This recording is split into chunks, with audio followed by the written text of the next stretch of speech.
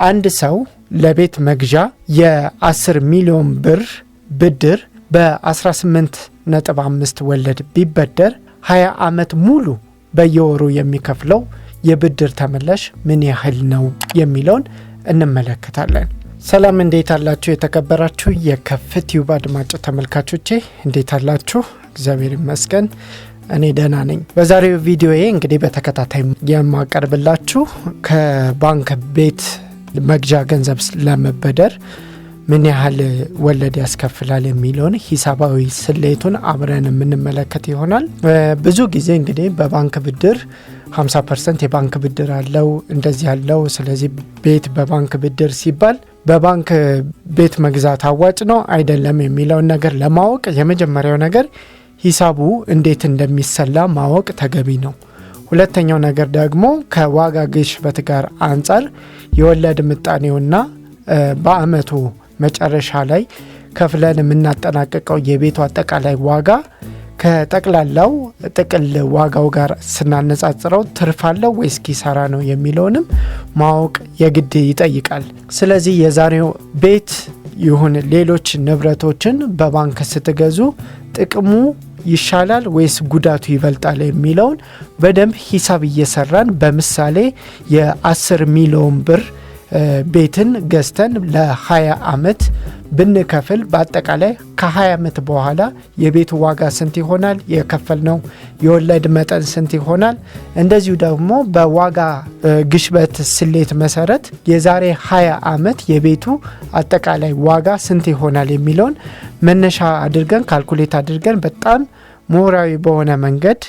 ሙያዊ በሆነ መንገድ ሂሳቡን ሰርተን የምንመለከተው ይሆናል። ስለዚህ ቤት በባንክ ብድርም ይሁን ንብረት በባንክ ብድር ገዝታችሁ ማቆየትና አትርፎ መሸጥ የምትፈልጉ ሰዎች የእውነት አዋጭ ነው ወይስ አይደለም የሚለውን በዝርዝር ይህንን ቪዲዮ እንድትመለከቱና እንድትረዱ በዚህ አጋጣሚ እጠይቃለሁ። ስለዚህ በምሳሌ እንመልከተው ጥያቄውን። አንድ ሰው ከባንክ 10 ሚሊዮን ብር ለቤት መግዣ ብድር በ18.5 ወለድ ቢበደርና 20 ዓመት ሙሉ ለመክፈል ቢዋዋል ከባንኩ ጋር በየወሩ የሚከፍለው የብድር ተመላሽ ምን ያህል ነው የሚለውን እንመልከት። ሂሳባዊ ስሌቶች አሉ። እያንዳንዱን ቪዲዮ ላይ ትመለከቱታላችሁ። የሂሳብ ካልኩሌሽኑ በምን ፎርሙላ እንደሚሰራም እዚሁ ቪዲዮ ላይ እያሳየዋችሁ ስለሆነ የባንክ ባለሙያዎች በደንብ ታውቁታላችሁ። ይሄንን እንመልከት። አንድ ሰው እንግዲህ 10 ሚሊዮን ብር በ18.5 ወለድ ለ20 ዓመት ቢበደር በየወሩ የሚከፍለው ገንዘብ 158190 ከ36 ሳንቲም ነው። እንዴት እንመልከተው? የብድሩ ስሌት ማጠቃለያውን ስንመለከት የመጀመሪያ ብድሩ ዋና ገንዘብ 10 ሚሊዮን ብር ነው። አመታዊ ወለድ መጠኑ 18.5% ነው። የክፍያ ዘመኑ 20 ዓመት ወይም ደግሞ 240 ወራት ማለት ነው። ወርሃዊ ክፍያው 158190 ብር ከ36 ሳንቲም ነው። በ20 ዓመት ውስጥ የሚከፈለው አጠቃላይ ገንዘብ 39 ሚሊዮን 965686 ብር ከ40 ሳንቲም ይመጣል። አጠቃላይ የተከፈለው ለወለድ ብቻ ስንት ይሆናል ካለን 27 ሚሊዮን 965686 ግልጽ ነው አይደለ? ስለዚህ ይሄ በምን ሂሳብ ካልኩሌት ተደርጎ ነው እንደዚህ የተሰራው የሚለውን ነገር ደረጃ በደረጃ እንመልከት። የመጀመሪያ የቤቱ የሂሳብ ስሌት ቀመሩን እያንዳንዱን ነገር መመልከት እንችላለን። እዚህ ቪዲዮ ላይ እንደምትመለከቱት ማለት ነው። የስሌት ቀመሩ ይሄንን ይመስላል። እንግዲህ እዚህ ጋር የከፍትዩብ ተመልካቾች አጠቃላይ ወደ 27 ሚሊዮን ብር ለወለድ ሲከፈል ተያያዥ ወጪዎችም አብሮ እንዳሉ መታሰብ ያስፈልጋል። እነዚህ ሳይደመሩ ነው። ለምሳሌ ይህ ስሌት የተሰራው የባንክ የአገልግሎት ክፍያ የሚባል አለ።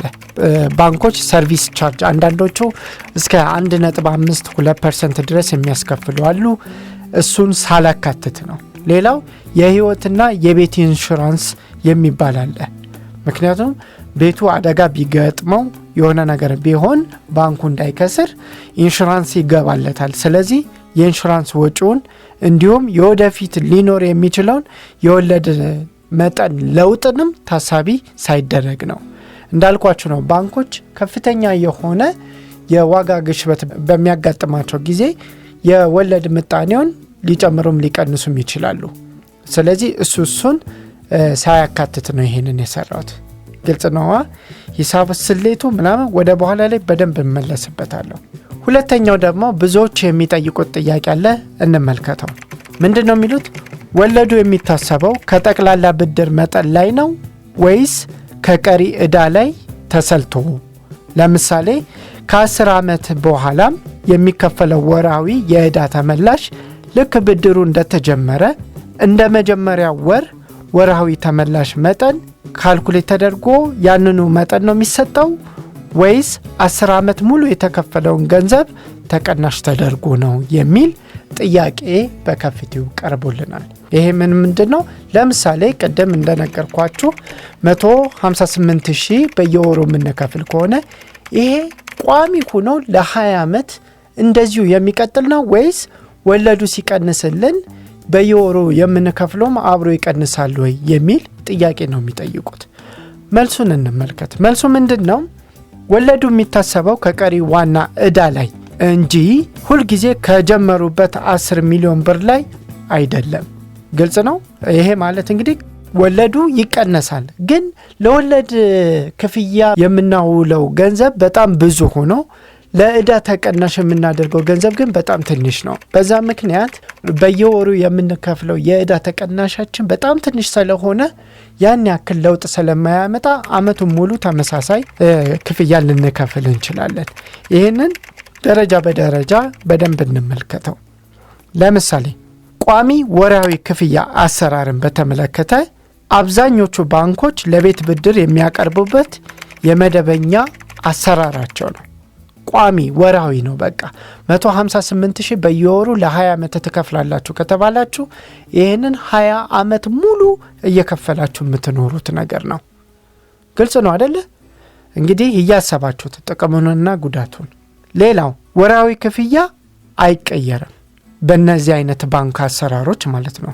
በቋሚነት የሚሰሩት ጋር ወራዊ ክፍያ አይቀይሩ። ከ10 ዓመት በኋላም በየወሩ የሚከፈለው መጠን ልክ እንደ መጀመሪያው ስንጀምር እንደነበረው 158,100 ብር እያደረገ ነው ባለቤቱ እየከፈለ የሚሄደው። ሁለተኛው ደግሞ የክፍያው ስብጥር ግን ሊለወጥ እንደሚችል ደግሞ ማወቅ አለብን። ለምሳሌ ወለዱ በየወሩ ከቀሪ ዋና ዕዳ ላይ ስለሚታሰብ ጊዜ እያለፈ ሲሄድ ከሚከፍሉት 158,190 ብር ላይ ለወለድ የሚሄደው ገንዘብ እየቀነሰ ወደ ዋናው ዕዳ ተመላሽ ወደ ማድረጉ የሚሄደው ደግሞ የገንዘብ መጠን በከፍተኛ ሁኔታ እየጨመረ ይሄዳል። ለምሳሌ ይሄንን በደንብ ልንገራችሁ። በጣም ለብዙ ጊዜ ለምሳሌ ከ5-6 ዓመት በኋላ እየከፈላችሁ የምትሄዱት ገንዘብ ለወለድ የሚሄደው መጠን ይቀንስና ለዕዳ ተከፋይነቱ የሚሄደው ገንዘብ እንዲጨምር ያደርጋል። ይህ አሰራር ምንም እንኳን በየወሩ የምትከፍሉት የብር መጠን ቋሚና አንድ አይነት ቢሆንም ዕዳችሁን በፍጥነት የመዝጋት እድላችሁ ግን በዛው ልክ ከፍ እያለ ነው። እንደዛም ሆኖ ግን እየከፈላችሁት የምትሄዱት ቋሚ የሆነውን ገንዘብ ነው። ለምሳሌ የ10 ዓመት ልዩነቱን እንመልከት። በመጀመሪያው ወር ቀሪ ዕዳችን 10 ሚሊዮን ብር ስለሆነ ከሚከፍሉት 158,190 ብር ውስጥ 154,166.67 ሳንቲም ለወለድ ክፍያ ይውላል። ይሄ ማለት እንግዲህ 154,166 ብሩ ወለድ ብቻ ነው የሚሆነው። ለዕዳ መቀነሻ ክፍያ የምትከፍሉት 4,000 ብር ብቻ ነው። በጣም ነው የሚገርሙ። አያችኋ? ስለዚህ ይሄን 4,000 ብር በየወሩ ስከፍሉ ነው እንግዲህ ከዕዳችሁ ላይ እየቀነሰ ሊሄድ የሚችለው። ግልጽ ነው። ስለዚህ ከ10 ዓመት በኋላ ማለትም ከ120 ወራት በኋላ ላለፉት 10 ዓመታት ዋናው ዕዳ እያደገ በመቀነሱ ቀሪ ዋና ዕዳችን ደግሞ 8,280,000 የኢትዮጵያ ብር ይመጣል ማለት ነው። ይሄ ማለት ከ120 ወራት በኋላ ማለትም ከ10 ዓመት በኋላ ቀሪ እዳችን የሚሆነው 8 ሚሊዮን 280 ሺህ ብር ይሆናል። እንግዲህ የቀነስነው ወደ 1.72 ሚሊዮን ብር አካባቢ ነው በ10 ዓመት ውስጥ የምንቀንሰው። በዚህ ያለምንም ጥርጥር ባንኮች በጣም አትራፊ ናቸው። እንግዲህ ባንኮች ይሄን ያህል ገንዘብ አተረፈን ሲሉ ወዶ አይደለም የሚያተርፉት፣ በዚህ መንገድ ስለሚሰሩና በዚህ መንገድ ስለሚያተርፉ ነው። ግልጽ ነው? ጥሩ። ስለዚህ ከሚከፍሉት 158,000 ውስጥ ለወለድ የሚሄደው 127,500 ብርስ ብቻ ሲሆን የቀረው 30,000 ብር ግን ዋናው ዕዳ በፍጥነት ለመቀነስ ይውላል። ስለዚህ አመቱ በሄደ ቁጥር በፍጥነት ዕዳ የመቀነስ እድላችሁ ከፍተኛ ነው የሚሆነው። እስከዛው ድረስ ግን ኮንስታንት የሆነው ቋሚውን ክፍያ ነው እየከፈላችሁ የምትሄዱት። ይህንን ያዙ። አንዳንድ ባንኮች ደግሞ የብድር አይነቶች ላይ የሚሰራ ሌላ አሰራር ደግሞ አላቸው። ዋናው ዕዳ ላይ ለ24 ወራት እኩል በማካፈል ነው። ለምሳሌ 10 ሚሊዮን ብር ብትበደሩ 10 ሚሊዮን ለ240 ወራት ያካፍላሉ። ያኔ 41,666 ብር ከ67 ሳንቲም ይመጣል። በዚህ አሰራር በየወሩ ቋሚ 41,666 ብር ከዋናው ዕዳ ላይ እየተከፈለ በየወሩ ከቀሪው ዕዳ ላይ የሚታሰበውን ወለድ ተደምሮበት ይከፈላል። ውጤቱ ምን ይሆናል ካላችሁ እዚህ ላይ በደንብ ላስረዳችሁ። ውጤቱ የሚሆነው በመጀመሪያው ወር ክፍያ እጅግ በጣም ከፍተኛ ይሆናል። ምክንያቱም 158,000 ወለዱ አለ፣ እዚህ ላይ ደግሞ 41,000 ጨምሮበት በጣም ከፍተኛ የሆነ ወለድ እንድትከፍሉ ትገደዳላችሁ። ነገር ግን በጊዜ ሂደት ብዙ በከፈላችሁ ቁጥር በዛኑ ልክ በከፍተኛ ሁኔታ ሊቀንስላችሁ ይችላል። ለምሳሌ ያንን 158,000 ስከፍሉት የነበረው ወራዊ ወለድ በዚህ የባንክ አሰራር ከሆነ የምትከፍሉት 195,833 ብር እየከፈላችሁ ትሄዳላችሁ ማለት ነው። ይህ ደግሞ በጣም አድካሚና ሰልቺ ሲሆን ነገር ግን ከ10 ዓመት በኋላ ወራዊ ክፍያ ወደ 105,000 ብር ዝቅ ይልላችኋል።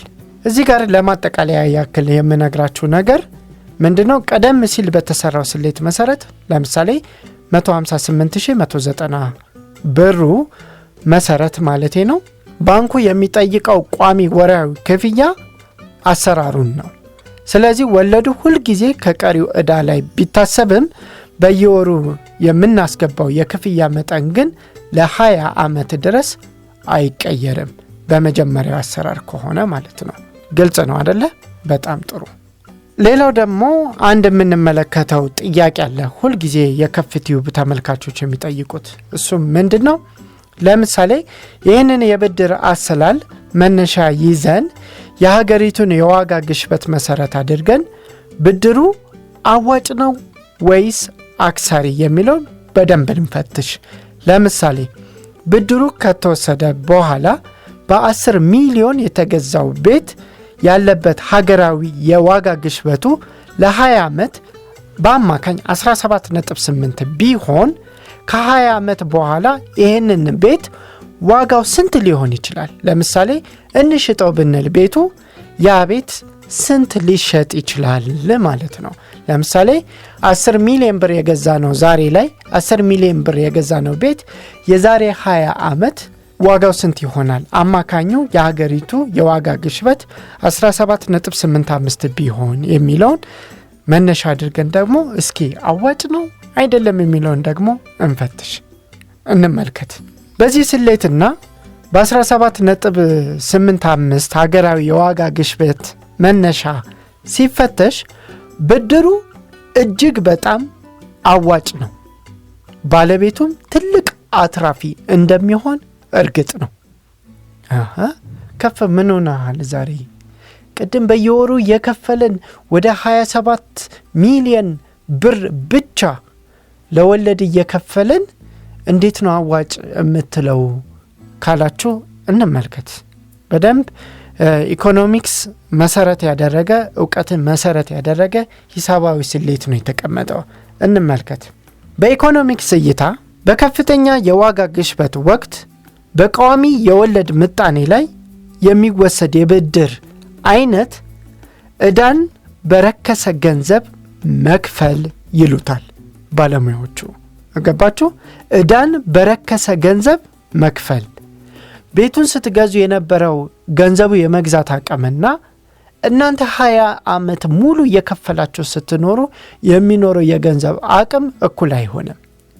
ከዚህ አንጻር ሲታይ በባንክ ብድር ቤት ገዝቶ ማስቀመጥ ወይም ደግሞ እያከራዩ መኖር እጅግ በጣም ትርፋማ ነው ይላሉ ባለሙያዎቹ። እንዴት የሚለውን እንመልከት። ይህንን በግልጽ ለመረዳት የሚከተሉትን 4 ዋና ዋና ምክንያቶችን በደንብ ማየት አለብን። የመጀመሪያው የቤቱ ዋጋ እድገት ነው። ቤቱ ዝም ብሎ አይቀመጥማ። 10 ሚሊዮን ብር ስለገዛ ነው የዛሬ 20 ዓመትም 10 ሚሊዮን ብር እንሸጠዋለን ማለት አይደለም። በመቀመጡና ሀብት በመሆኑ የራሱ የሚያወጣው ዋጋ አለ። ለምሳሌ የዛሬ 10 ዓመት አንድ ኮንዶሚኒየም ካስታወሳችሁ በ300 ሺህ በ500 ሺህ ብር ሲሸጥ እንዳልነበረ አሁን ስንት ነው የሚባለው? 4 6 7 እና 10 ሚሊዮን ብር ነው የሚጠራው። አያችኋ? 10 ዓመት በመቀመጡ በሚሊዮኖች የሚቆጠር ዋጋ ቫልዩ አድርጓል ያ ንብረት ማለት ነው። ልክ እንደዛ ነው ይሄኛውም የሚሆነው። እንዴት ይሆናል እንመልከተው። የመጀመሪያ የቤቱ ዋጋ 10 ሚሊዮን አለ። አመታዊ የዋጋ ግሽበት 17.8% አለ። ይህን ለ20 ዓመት ካልኩሌት ስናደርገው የሚመጣው ገንዘብ ወደ 266 ሚሊዮን 900 ሺህ ብር ይሆናል ማለት ነው። አያድርግብን ነው የሚባለው። ያኔ ገንዘባችን እንግዲህ ወረቀት ሆኗል ማለት ነው። ግን የቤቱ ዋጋ ወደ 266 ሚሊዮን 900 ሺህ ብር ይመጣል። እንግዲህ አስቡት፣ ለወለድ የተከፈለው ክፍያ ስንት ነው? 27 ሚሊዮን ብር። ስለዚህ ከ266 ሚሊዮን ላይ 27 ሚሊዮን ቀንሱና ያለው ትርፍ ንጹህ ገንዘብ ነው ማለት ነው። እዚህ ላይ ግን ማስመር የሚገባን አንድ ቁም ነገር ምንድን ነው? አንደኛ ባንኩ የወለድ ለውጥ ካላደረገ ነው። እንደዚህ የዋጋ ግሽበት የሚመጣበት ከሆነ ባንኩም የወለድ ማሻሻያ ሊያደርግ ይችላል። እሱን ሳያደርግ 20 ዓመት ሙሉ ፊክስድ በሆነ የምትቀጥሉ ከሆነ ነው። ስለዚህ ከባንክ ጋር ስትዋዋሉ አንደኛው ፊክስድ የሆነ ወለድ ምጣኔ ነው ወይ ባንኩ የሚከተለው የሚለውን እሱን በደንብ ማጣራት አለባችሁ። ፊክስድ ከሆነ በጣም ይጠቅማቸዋል። ምክንያቱም የዋጋ ግሽበቱ እየጨመረ መሄዱ ስለማይቀር ከናንተ በታች ሊሆን ይችላል። ስለዚህ ይሄ ደግሞ ለናንተ ጥሩ አጋጣሚ ሊሆንላችሁ ይችላል። ሌላው ከ20 ዓመት በኋላ የቤቱ ግምታዊ ዋጋ የምናገኘው የተጣራ ትርፍ ወደ 228.9 ሚሊዮን ብር አድጎ ያንን ቤት እናገኛለን። ላይመስል ይችላል፣ ግን እውነት ነው። ለምሳሌ አሁንም ልመልሳችሁ ወደ ዛሬ 7 ዓመት። የዛሬ 7 እና 8 ዓመት አንድ ኮንዶሚኒየም ባለ አንድ መኝታ 300 250 ሺህ ብር እየተባለ ይሸጥ ነበር። ባለ አንድ መኝታ 47 ካሬው በደንብ አስታውሳለሁ፣ በደንብ አውቃለሁ። ከዛ በጣም ተወደደ ተብሎ 500 ሺህ ብር ገባ። ይሄ 500 ሺህ ብር የገባው ኮንዶሚኒየም ቤት ዛሬ ላይ 6.7 ሚሊዮን ብር እየተሸጠ ነው። እውነቴን ነው የምላችሁ፣ 6.7 ሚሊዮን ብር። ስለዚህ በዚህ ዓመት ውስጥ ያለው የዋጋ ግሽበት ምን ያህል እንደሆነ ተመልከቱ። ይህንን ወደ ፐርሰንቴጅ አውጡትና የዋጋ ግሽበቱን ማግኘት ትችላላችሁ ማለት ነው። ስለዚህ ከዚህ አንጻር ይሁንና 10 ሚሊዮን ብር የወጣበት ቤት የዛሬ 20 ዓመት የወለድ ምጣኔው በ18.5 የባንክ ወለድ ሆኖ ነገር ግን የሀገሪቱ አማካኝ የዋጋ ግሽበት 17.5 ከሆነ አሁን ያልኳችሁን ወደ 228 ሚሊዮን አካባቢ የተጣራ ትርፍ በዚህ ሊገኝ ይችላል። እንግዲህ እዚህ ጋር ብዙ ነገሮች አልተካተቱም። ለምሳሌ ቤቱ ተከራይቶ ከሆነ በኪራይ የምናገኘው ገቢ ተጨማሪ ዋጋና ተጨማሪ ትርፍ ነው የሚሆነው። አንድ ያዙ። በኪራዩ ብቻ የምትመልሱ ከሆነ ደግሞ ሌላ ዕዳን በማቅለል የምታገኙት ደግሞ ትርፍ አለ። እሱንም ጨምሩበትና ከዚህ አንጻር በባንክ ብር ተበድሮ ቤት መግዛት በረጅም ጊዜ ከሆነ ሊያዋጣ እንደሚችል፣ ነገር ግን የመጀመሪያዎቹ አመታት ላይ ለባንክ የምንከፍለው ገንዘብ በጣም ከፍተኛ ስለሚሆን ለዛ ዝግጅት እንደሚያስፈልግ መረዳት ያስፈልጋል። ግልጽ ነው አይደለ? እስኪ እንመልከተው። ሁለተኛው ማየት ያለብን ነጥብ ደግሞ የእውነተኛ ወለድ መጠን ነው። ሪል ኢንተረስት ሬት የሚባለው የባንኩ ወለድ 18.5 ቢሆን የዋጋ ግሽበቱ 17.85% በመሆኑ ባንኩ የሚያስከፍለን እውነተኛ የወለድ ዋጋ ወይም ሪል ኢንተረስት ሬት እጅግ በጣም ትንሽ እንደሆነ ማወቅ እንችላለን። ስለዚህ ባንኩ የ18.5 ወለድ እየጠየቀን ቢሆንም የገንዘብ የመግዛት አቅም በ17.8 እየወረደ በመሆኑ በገሃዱ ዓለም ለባንኩ እየከፈልነው ያለው ወለድ ወደ 0.65% ብቻ ነው የሚሆነው። ይሄ ማለት እንግዲህ ባንኩ እየከሰረ ነው ማለት ነው። በእርግጥ ባንኩ አትርፏል፣ ግን በ10 ሚሊዮን ብር አበድሮ ዋናውን ማስመልሶ እንደገና ከወለድ ብቻ ወደ 27 ሚሊዮን ብር አትርፏል። ባንኩ አትርፏል፣ እናንተ ደግሞ በጣም ታተርፋላችሁ። ግልጽ ነው። ስለዚህ ይሄኛውን በደንብ ማየት አለብን። ሌላው ደግሞ የወራዊ ክፍያ የመዘግየት አቅም መሸርሸር። በየወሩ የሚከፍሉት 158190 ብር ነው ብያቸዋለሁ አይደል? በቁጥር አይቀየርም። ነገር ግን በዋጋ ግሽበቱ ምክንያት በእውነተኛ የመግዛት አቅሙ በየአመቱ እየረከሰ ይሄዳል። ይሄ እንዴት ነው ካላችሁ፣ ለምሳሌ በአንደኛው አመት ገና አንድ አመቱ የቤት ዋጋ ስትከፍሉ 158190 ብር ነው የምትከፍሉት። የዛሬ 10 አመትም የምትከፍሉት ወራዊ ክፍያ 158190 ብር ነው። ገንዘቡ እውነተኛ የመግዛት አቅም ከዛሬው ጋር ሲነጻጸር ተቀናሽ የሚደረግልን ወደ 30620 ብር ነው።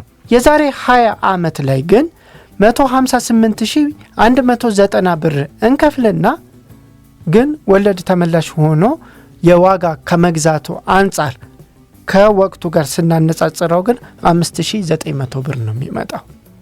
ስለዚህ በ10ኛውና በ20ኛው አመት ላይ የ158000 ብር የመግዛት አቅም በከፍተኛ ሁኔታ ስለሚወርድ ክፍያው ለተበዳሪው እጅግ በጣም ቀላል እና በጣም አነስተኛ ይሆናል ማለት ነው። ግልጽ ነው። ለዛ ነው ወዳጆቼ ባለሀብቶች አለ የተባለው ንብረታቸውን በባንክ እያስያዙ ከባንክ ገንዘብ እየተበደሩ ተጨማሪ ቢዝነሶችን የሚያሯሩጡት። ባንክ ቋሚ ነው የሚከፍሉት፣ ግን በዋጋ ግሽበቱ የሚያገኙት ትርፍ ደግሞ በዛ ነው ያክል ከፍ ስለሚል እጅግ በጣም በሀብት ላይ ሀብት በገንዘብ ላይ ገንዘብ እንዲያፈሩ እድል ይሰጣቸዋል ማለት ነው። ግልጽ ነው አይደለ? እዚህ ጋር መታየት ያለባቸው አንዳንድ ነጥቦችን እና ለዛሬው ቪዲዮን እዚህ ላይ አቆሜ ክፍል 2ቱን እቀጥልላችኋለሁ። በመጀመሪያዎቹ አመታት የቤቱ የኪራይ ገቢ የወራዊ ብድር ክፍያውን ማለትም 158190 ብርን ሙሉ በሙሉ ላይሸፍን ይችላል አይደለ? አሁን ዛሬ 10 ሚሊዮን ብር ቤት ገዝታችሁ ብታከራዩት ይሄ 158000 ብር ሊከራይ አይችልም። ነገር ግን ከ5 እና ከ8 አመት በኋላ የኪራዩ ገቢ ከወራዊ የብድር ክፍያው በላቀ ሁኔታ ሊጨምር እንደሚችል ደግሞ ማሰብ አለባችሁ። ምክንያቱም የዋጋ ግሽበቱ የሚጨምር ከሆነ ኪራይ ሊጨምር ይችላል። ለዚህም ትክክለኛና አሁን ያለ ወቅታዊ ማስረጃ ልንገራችሁ። የዛሬ 2 አመት አንድ ባለ 47 ካሬ ኮንዶሚኒየም ቤት ወራዊ የኪራይ ክፍያው 16000 ብር ነበር። ከ15 እስከ 16000 ለባርኩ። በጣም ቆንጆ ኮንዶሚኒየም ቤት ነው ከተባለ ባለ አንዱ እስከ 17000 ነው። አሁን ላይ ከ2 አመት በኋላ አንድ ኮንዶሚኒየም አሁን ያልኳችሁ 47 ካሬው ምንም ይሁን በሴራሚክ ከተሰራ ከ28 እስከ 30 ሺህ ብር እየተጠየቀ ነው ለኪራይ። አያችሁ አይደል? በ2 አመት ብቻ ያለውን ለውጥ ተመልከቱ። ስለዚህ ቤቱ ከ5 ወይም ከ8 አመት በኋላ ቢከራይ ወራዊ ወለዱን የመክፈል አቅሙን በደንብ አሳክቶ ተጨማሪ ትርፍም የማግኘት እድል ሊኖራችሁ ይችላል። ይሄም ሌላ ታሳቢ ትሩፋቱ ነው ማለት ነው። እዚህ ጋር ግን ሊታሰብ የሚገባ ዋና ፈተና አለ፣ ሪስክ አለው። ምንድነው ሪስኩ? ብድሩ በ20 ዓመት የረጅም ጊዜ እይታ እጅግ አዋጭ ቢሆንም በመጀመሪያዎቹ 3 እስከ 5 ዓመታት ግን የገንዘብ እንቅስቃሴያችሁ በጣም ፈታኝ ሊሆንባችሁ ይችላል። ምክንያቱም አንደኛ ኪራዩን ብቻውን አይችለውም። ስለዚህ ተጨማሪ ፋይናንስ እናንተ ከየትም ፈልጋችሁ ማምጣት አለባችሁ እዳውን ለመመለስ። በመጀመሪያዎቹ ዓመት ውስጥ 158190 ብር የመግዛት አቅም ስላልረከሰ ከቤቱ የሚገኘው የቤት ኪራይ ገቢም ዝቅተኛ ስለሚሆን በመሃል የሚገኘው ልዩነት ግን እናንተ ከየትኛውም ከሌላ ገቢያችሁ አምጥታችሁ ሞልታችሁ ነው ለባንክ የምትከፍሉት። ይሄ በጣም ሊፈትናችሁ ይችላል። በኋላ ላይ ግን እየለቀቀ ይመጣል። ይሄ በጣም እርግጠኛ ሆኜ ነው የምነግራችሁ፣ እጅግ በጣም እርግጠኛ ሆኜ። ቅድም እንዳልኳችሁ ነው የባንክ ሰራተኞች ቤት ኮንዶሚኒየም ቤት ይገዙና ያው የምታውቁት ስለሆነ ልንገራችሁ። ይሄንን ኮንዶሚኒየም ገዝተው ያከራያሉ። ካከራዩት በኋላ ወይ አቆይተው ቤቱን ሽጠው እዳው ሙሉ መልሰው ትርፋቸውን ይዘው እንደገና ሌላ ተበድረው የተሻለ ቤት ገዝተው እንዲህ ያገላበጡ ይኖራሉ። ወይ ደግሞ ቤቱን አከራይተው በኪራዩ እዳቸውን ይከፍላሉ። በዚህ መሰረት ችግር ውስጥ ሳይገቡ የንብረት ባለቤት ሲሆኑ አብዛኞቹ የባንክ ሰራተኞችን ታያቸዋላችሁ። ይሄኛው ምክንያቱ ምንድነው ካላችሁ የመግዛት አቅማቸው ጥሩ ስለነበረ ማለት ነው። ይሄ እስኪሆን ድረስ ግን የመጀመሪያዎቹ ከ3 እስከ 5 ዓመታት በጣም ገፋ ከተባለ ደግሞ እስከ 7 ዓመታት ውስጥ ያለው ሂደት ትንሽ ሊፈትናችሁ ይችላል። ግልጽ ነው። በዚያ ላይ በቃም የባንክ ጉዳይን አንድ ጥያቄ ልንገራችሁና የዚህን ጥያቄ መልስ የምነግራችሁ በክፍል 2 ቪዲዮ ነው። ምንድነው አሁን ያለው የኢትዮጵያ አማካኝ ዋጋ ግሽበት ስንት ነው? ለ20 ዓመት በአማካኝ ስንት ይሆናል ተብሎ ለወደፊቱ ይገመታል? ይሄንን ከስታቲስቲክስ የተገኘው መረጃዎችን በማጠናቀር ሊሆን ይችላል ተብሎ የሚገመተው ዋጋ እናስቀምጥና ዛሬ ላይ በባንክ ቤት ብንገዛ ያዋጣል ወይስ ያዋጣም የሚለውን ደግሞ እንመለከታለን። ለዛሬው ግን በዚህ ቆየን። ስለተመለከታችሁን ከልብ አመሰግናለሁ። እስከዛው ቸር ሁሉ ይግጠማችሁ። ቻው።